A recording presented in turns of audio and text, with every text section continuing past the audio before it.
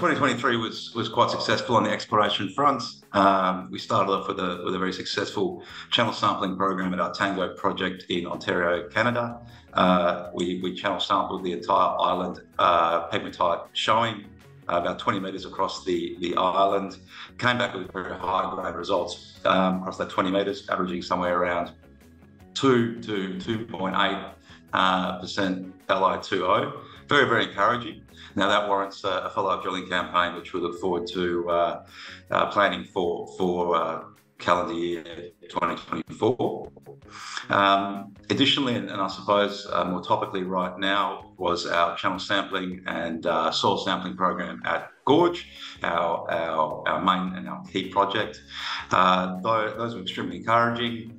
Very high-grade channel sampling program came back, averaging some high-grade hits around 1.5 metres and nearly 3%, which is fantastic. We followed it up with a bulk soil sampling program covering about 5 square kilometres in the southwest block. Now, the southwest block is where our two existing pegmatite showings exist, the ones that discovered in 1956, the Nelson showing and the Koshman showing. We followed that up with of the 2,500 metre drilling program, which we're currently 1,500 metres through, and have to say that the program was extremely encouraging once we're able to get it into full swing, running 24 hours a day. At Koshman, we drilled nearly 1,300 metres. We're waiting assays right now, but pleased to report that we did encounter spodumene in 8 out of the 10 holes that we drilled.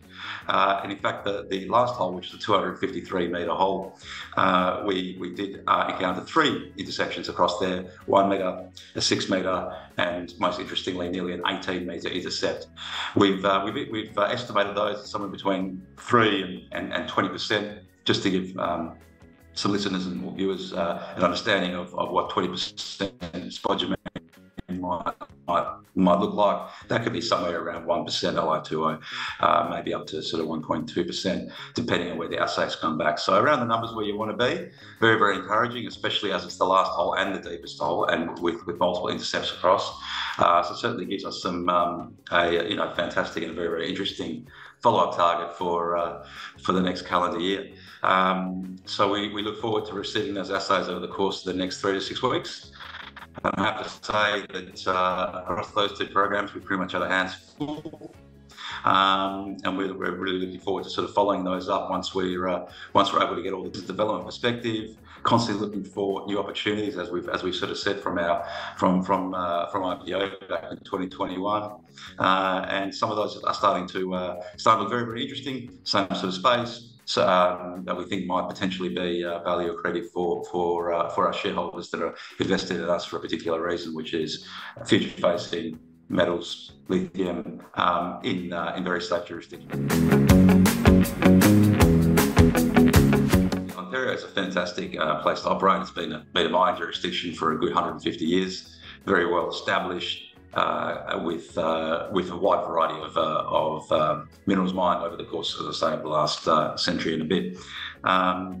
So what that has now led to, it's actually further developed organically, and the framework has now moved on to even include a very, very clear pathway to dealing with with First Nations people, the traditional owners, as well as then the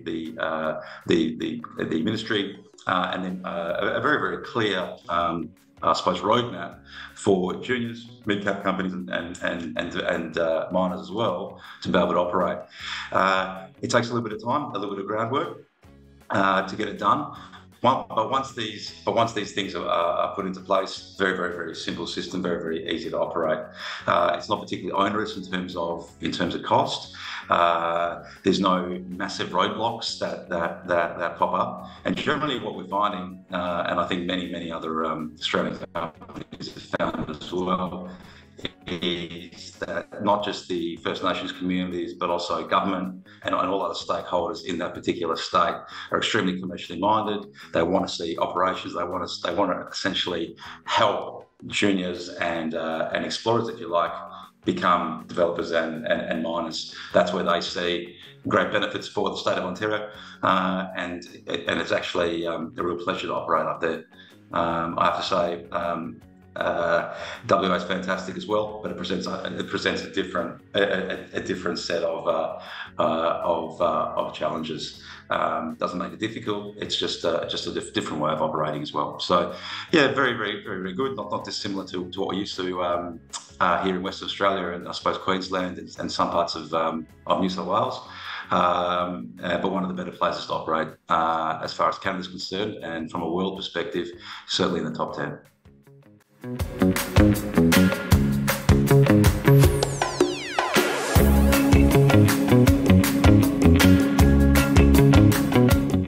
2024 should be pretty exciting for shareholders. Follow-up programs at Gorge, as I mentioned before. We've got 1,500 metres completed of drilling at Nelson and Coshman.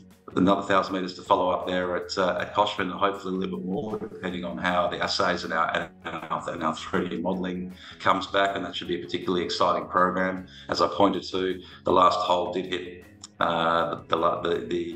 the thickest intercept to date, so that's extremely encouraging. We do think the best is in front of us there.